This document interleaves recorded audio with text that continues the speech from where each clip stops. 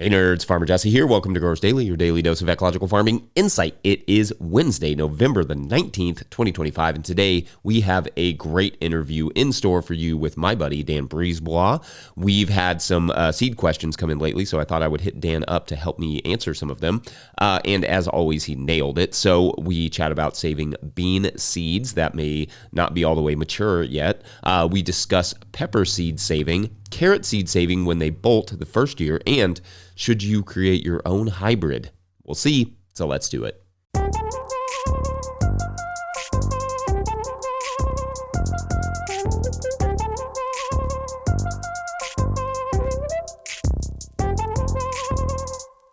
All right, Dan Brisebois, welcome back to the show.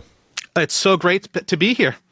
And it's always great to have you. Obviously, this is like one of my favorite things when we get these opportunities to chat. So I thought maybe we could start with discussing maybe just a little bit about 2025 and the 2025 growing season and your seed saving endeavors. Maybe any big lessons there, any big seed projects going on? So, I mean, the big thing about the season, it's been dry and hot. It's like maybe the hottest season that I've lived through in Montreal, which is like probably nothing compared to your hot season. And it's been dry. We had no water for the longest time, which has been phenomenal for melons. We've had the tastiest melons. We've had great seed yield. So it's been like dry is really, really good for seed production. So I've been very happy with that. What else is different this year? We used to grow seed crops on landscape fabric. We've been moving away from it the last couple of years. One of the challenges we had in recent years was weed control without landscape fabric, which kind of is obvious, I guess. But we've been doing one row now of many seed crops per bed, and that means you're able to weed on each side. So that's really easy. This like we didn't grow a ton of seed crops this year because we have a lot of inventory. And what I'm thinking about is more the challenges. Like so our seed warehouse we moved it off farm a couple of years ago, and that means that we're not on site during the winter. So I'm not checking things in the greenhouse regularly, and we've had a rodent problem. So we had all these overwintering Brussels sprouts, which I was so excited for, and the Brussels sprouts got destroyed by the rodents. There was also leeks. They got eaten down to the ground, and they still grew back.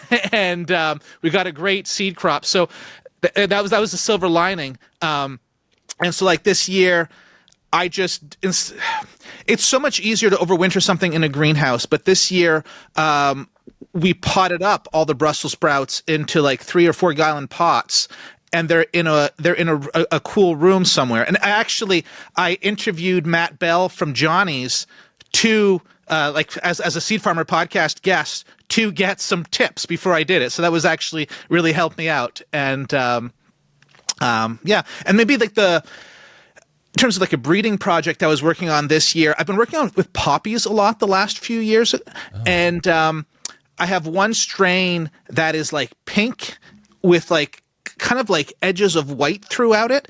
And I think it is beautiful. And I think next year, we had some really nice individuals this year I was selecting for, and I think next year is going to be the year we release it. So like fall 2026. So that's probably the thing I loved the most this growing season. So that's kind of like the overview.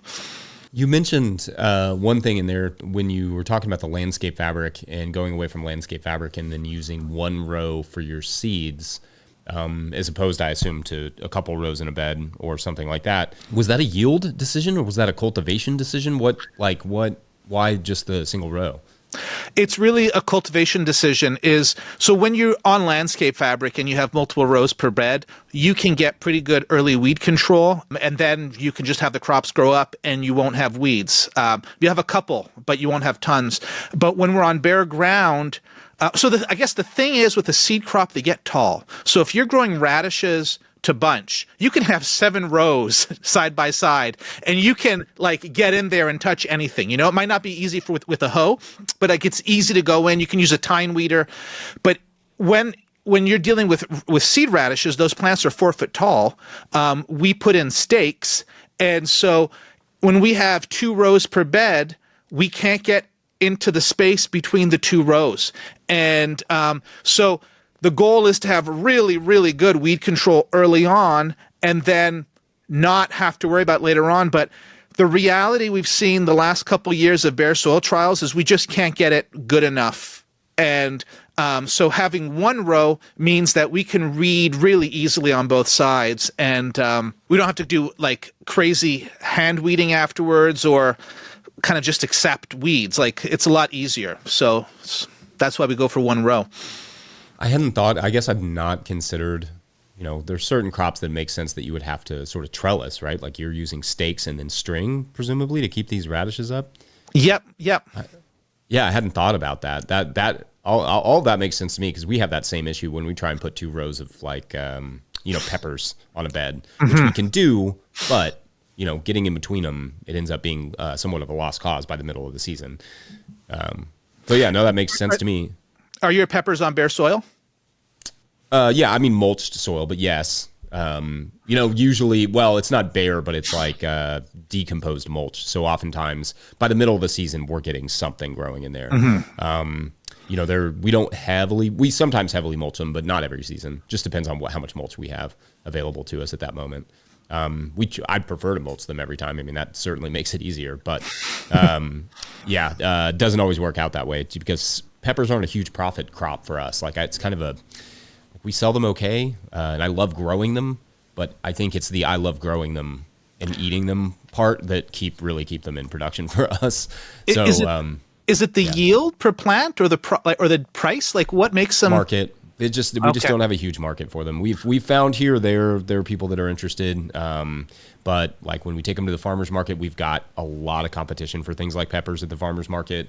Restaurants, they're getting just big loads from those same farms. So like price wise, competition wise, we just haven't found the niche for it yet.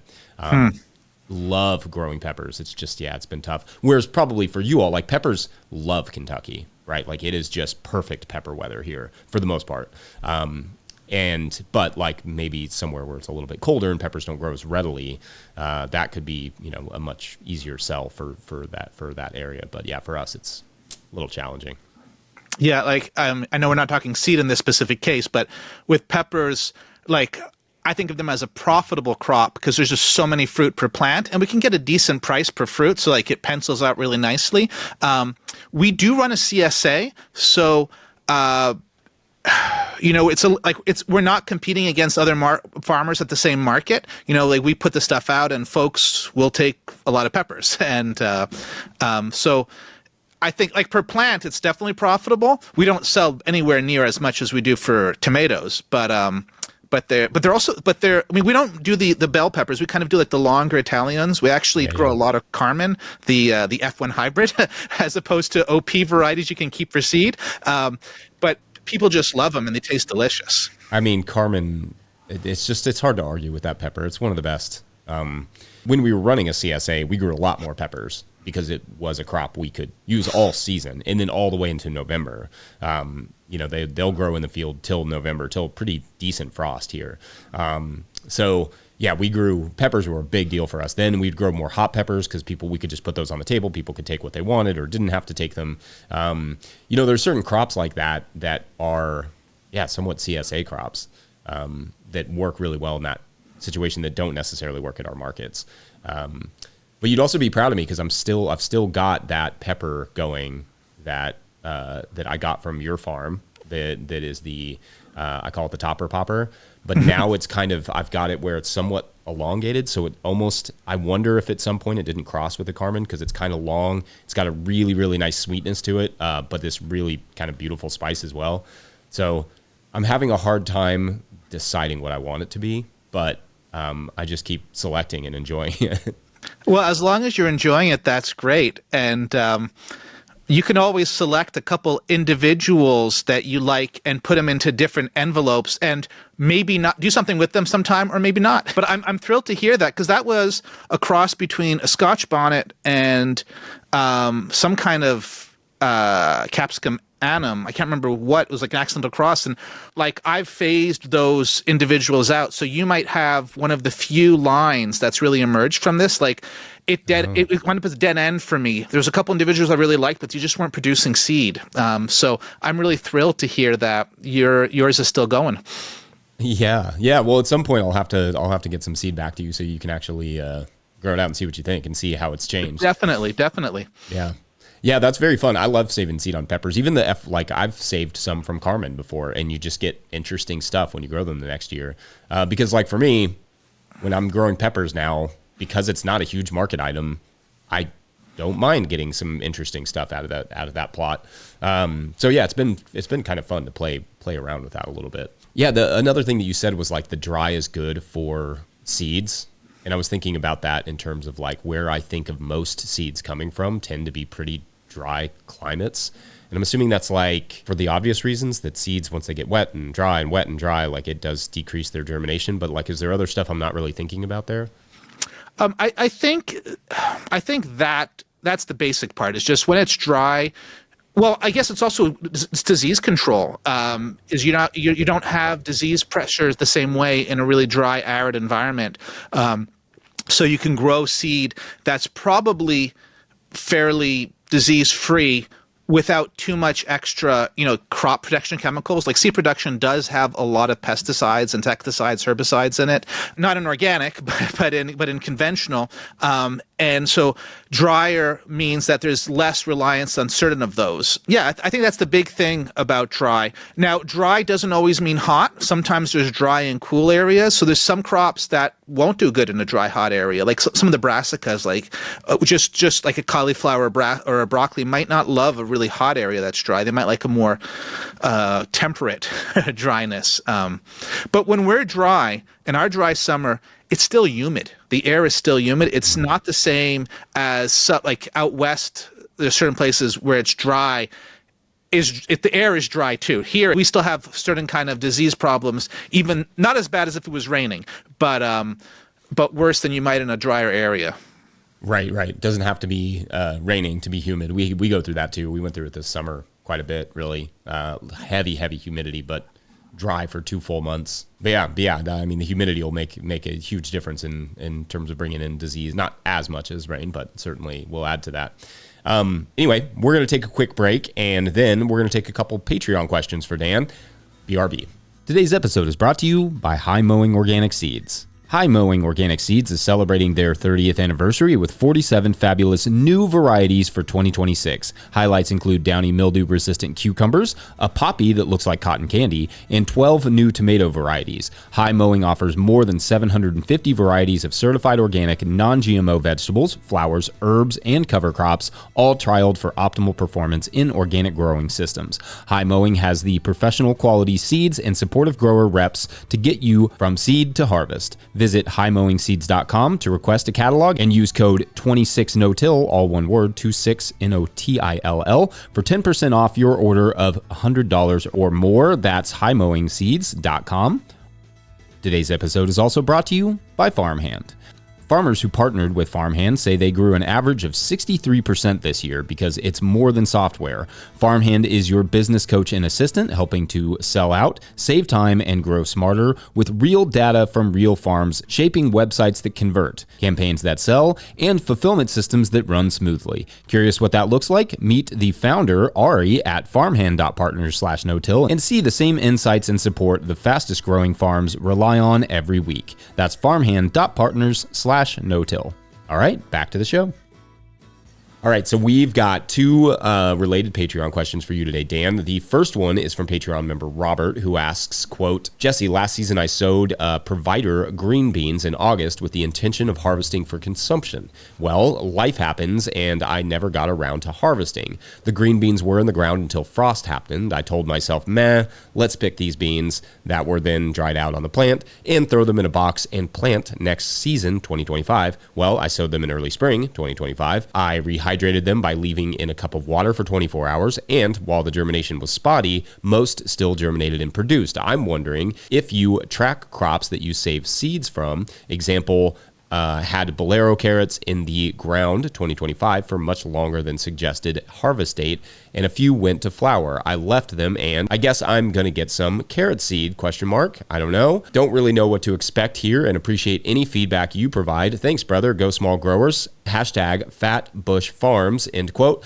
So yeah, there's a lot there. We do track some of the crops that we save seed on. We save seed on okra. We talked about the peppers and those sorts of things. We do sort of track those. I'm not super technical about it, but I don't know. What comes to mind when you hear that question, Dan? Well, without talking about the tracking at first, the first thing I think about is with the beans. I'm thrilled to hear that Robert got some good germination. The really tricky thing here is that the plants froze. And that's a challenge. So if the bean seed is actually really dry on the plants, they can freeze and it's not a problem. But if they had still been kind of like greenish or not quite dried down, that can damage the plant and can impact the germination. Something you can do if there's a frost coming is if your plants have beans on them, the pods are big, they're starting to fill out, but they're not dried down. You can pull the whole plant and bring it into a greenhouse, let it sit for a couple weeks, and it's going to dry down and after mature, and the germination is going to be high. So that's something that I would recommend for folks who have plants with pods on them at the end of the season, just before frost. You can pull them and bring them in. So that's the bean part. And when you say that, are you talking put them into pots or put them back into the ground, or just literally pull them into the greenhouse and let them dry on a table? Yeah, I guess I went quick, and I would just pull the whole plants. You could cut them above ground with like secateurs or with a harvest knife, but you can also just pull it up. The problem is if you pull it, there's the roots and sometimes there's dirt that gets into the seed. But I would just pull it up, bring it into a greenhouse or an outbuilding, something that's not going to freeze, put down a tarp or it could be a drop cloth, and then put the plants on it, and just not too piled up. If they have a lot of leaves, you don't want it to compost, but just kind of spread out, and they'll just keep maturing with like the energy and the juice from the plants is going to kind of go into the seed, and then they'll just finish maturing that way. And you can do that with a number of different plants, but beans, it works really, really well. Yeah, that's great. I hadn't thought about that with the freezing element. Can you talk a little bit maybe about the tracking side of things? I can, but let me talk about the carrots first. Okay, yes, let's do that. Let's not skip ahead. So the carrots, there are two things in the carrots that come to mind. One is that Bolero is a hybrid. So when you keep the seed from a hybrid, you're going to get all kinds of different things. And if you were saving seed from a pepper or a tomato hybrid and you got diversity, the plants will probably still yield well. You can still sell it to your customers. They'd be happy. But if you get a diversity of carrots, it can be a real pain to get like a good bunch or to get stuff that looks uniform. So that's one thing. Just the fact that it's a Bolero, it worries me. The other is that carrots are biennials, which mean they produce a root the first year, the root overwinters, and the next year they go to seed. And it sounds like in this case that some of those carrots went to seed in the first year. And if you keep that seed, you are inadvertently selecting against being a biennial, and you're selecting for plants that prematurely bolt. And this could be a problem the next year you grow them. So something like carrots, beets, chard, definitely I would eliminate individuals that go to seed in first year. I wouldn't keep that seed. And the second year is when I'd get the seed. It's fun to try to get seed from anything for sure, but just those are the two caveats that I'd be worried about in this case. It makes sense that if you save seed from biennial in the first year, you definitely do not want your carrots flowering the first year, and that happens with a few varieties that will occasionally grow. Like it'll happen sometimes with what's that, Atlas? Like it's kind of a funky Parisian market carrot, and it'll sometimes happen a little bit here or there. But yeah, I hadn't thought about saving against the biennial qualities. Like you don't want to save it for a flower. You want to save it for a carrot and then have that carrot be a flower. So should I get into tracking now? Yeah. I'm not totally sure what angle Robert has with tracking. I don't know if he means kind of like identifying the plants that he wants to keep throughout the season. And in that regards, like I have like marking flags if we're growing peppers, I will go in and mark the earliest plants. If there's some that I can tell, like if I had like 12, 13 peppers on it, I might flag those because they're particularly good. So I will flag individual peppers, even though like I'm not breeding a new variety. Whatever you select, is going to influence the next generation. So I'm always trying to choose the best plants. So in that regards, we do choose individuals. I'm not sure if that's the meaning of tracking. In terms of like record keeping, every seed harvest that we do does get a lot number, and we're tracking that in a spreadsheet, so we'll know what year it was produced. We'll know roughly the yield. There's a lot of things we can do with that kind of tracking. And I do some tracking for breeding projects, but I'm always careful because it's not the data that's important. It's the good final variety that's important. And so you can have like 20 things that you're selecting from and get all these characteristics. But if you're only looking for one individual at the end, it's just more important to pay attention to getting what you want than track every last thing. It's just like if you're doing harvest data, it's good to know the total number of something you harvested on a harvest morning, but you don't necessarily want to track how much time it took for everything, and you don't want to track every last bed foot that was harvested from it. Like there's such thing as too much data. Yeah, absolutely. That makes sense. All right. Well, I think that's all good answers. We're going to take one more quick break, and when we come back, we got one last Patreon question to get to with Dan. Be right back. Today's episode is brought to you by Johnny's Selected Seeds. Johnny's Selected Seeds is a proud supporter of Growers Daily. At Johnny's, they do more than sell seeds. They grow them. They trial them to see how they perform on Johnny's research farm in Maine and across the U.S. and Canada. Only the best varieties are added to their catalog and website. When you need proven varieties you can count on and detailed guidance from seedling to harvest, consider Johnny's your trusted growing partner. JohnnySeeds.com. That's JohnnySeeds.com. Today's episode is also brought to you by Marble Seed.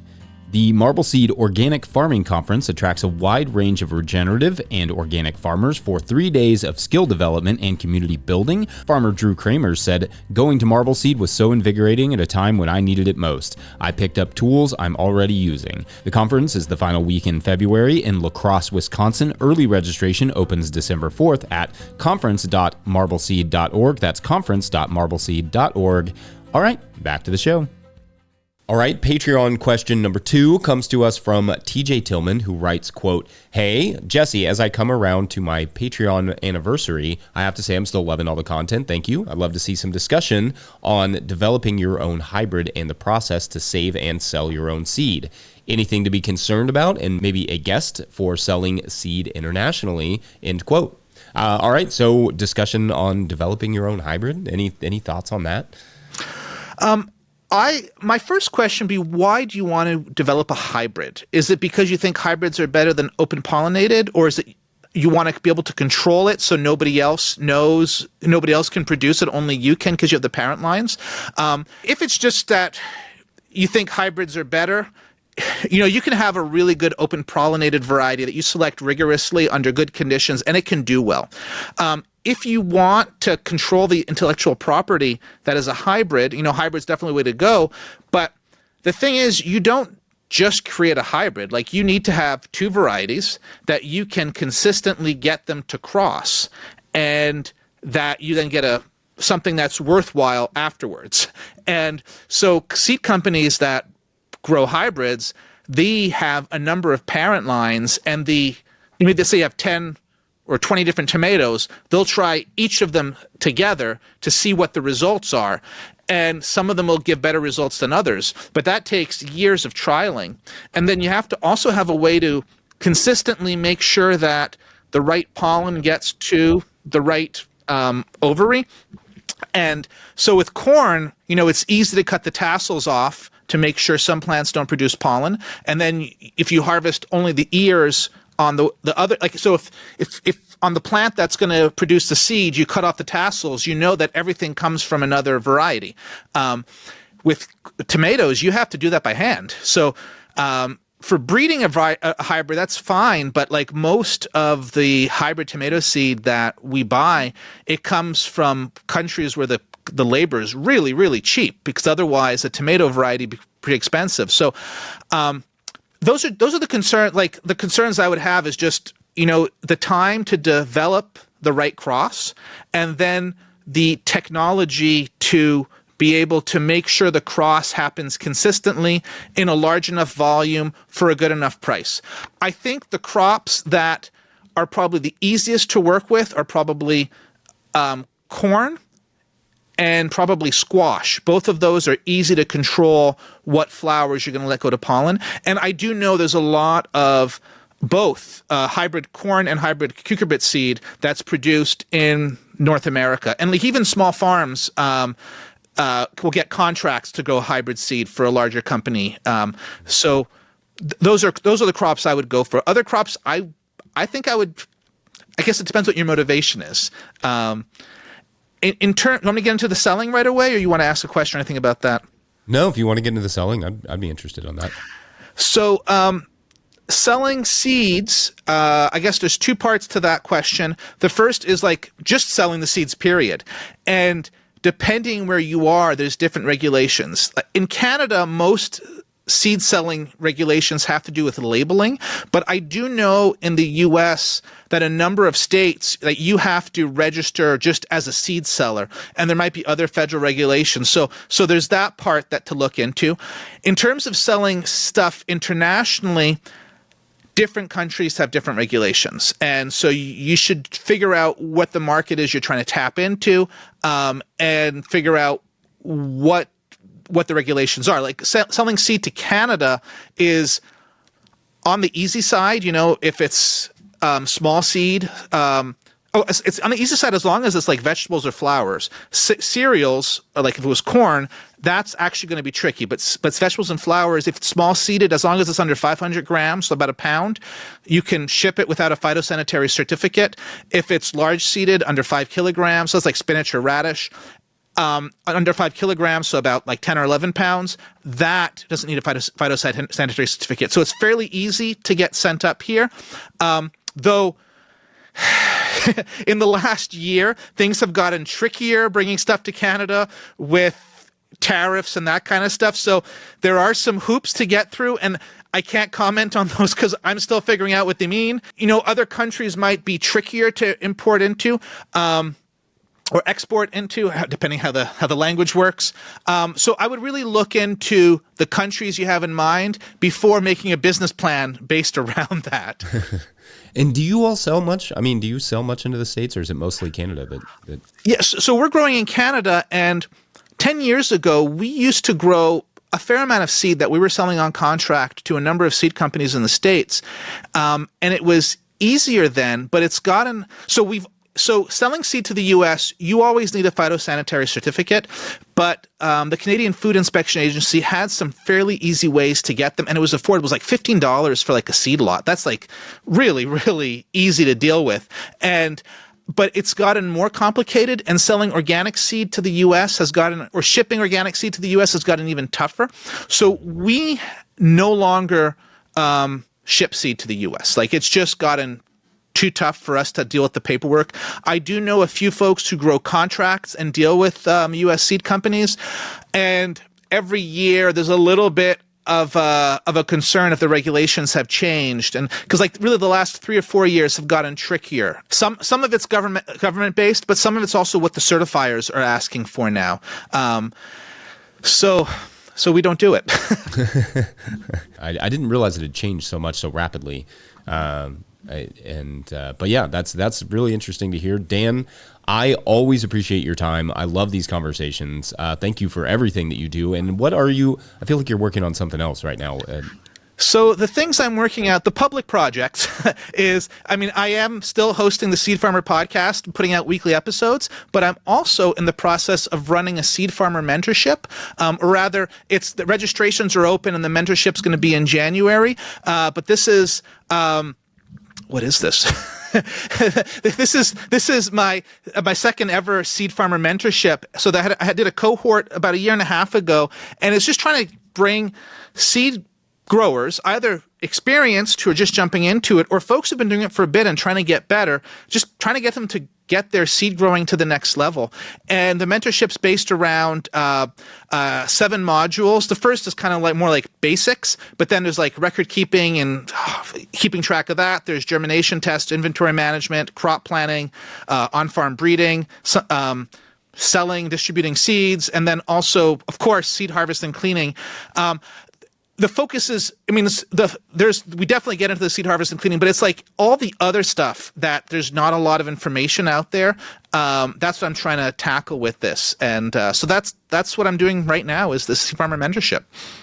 Very cool. Well, we'll make sure to put links in the show notes for those things. And once again, Dan, always appreciate your time. It's a pleasure. And thanks so much for having me on.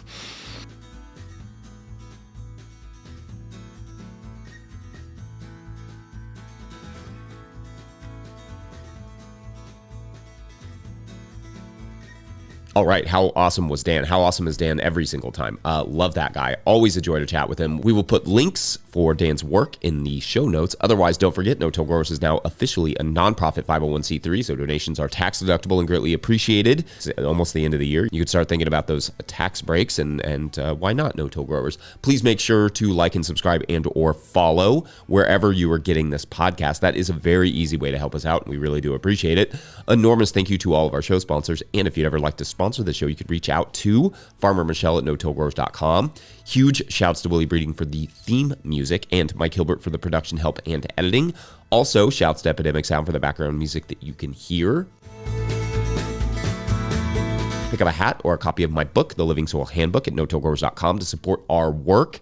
Big thank you to everyone over at patreon.com/notillgrowers, where at a certain level, or if you just bump up from one level to another, or you sign up in the month of November, you get a shout out on the show. So big shout outs today to Finding Ground Farm. That was our earthworm actually from last month. 2 shouts for joining at the earthworm level. So much appreciated. Anyway, so this week's story, as you will remember, is about a little mix-up, a mishap, if you will, where Rod's date, Rebecca, finds herself on the outskirts of town thinking she's going to meet her partner at this restaurant, but Rob is actually at a different restaurant in town, and she finds herself at this sort of rundown old hotel, and she thinks that this can't possibly be it, but, when she goes to the office, and then when she rings the bell, something not human-like groans from the back, and her impulse is to run, but she decides kind of to stay. I mean, maybe it's like she's kind of frozen there. Before she can really make any sort of decision, out from the back lumbers a large, hairy cat, a troll cat, humanoid thing. It's not clear exactly, but Rebecca's heart sinks as the creature, probably a good 6.5 feet tall, says, "Can I help you?"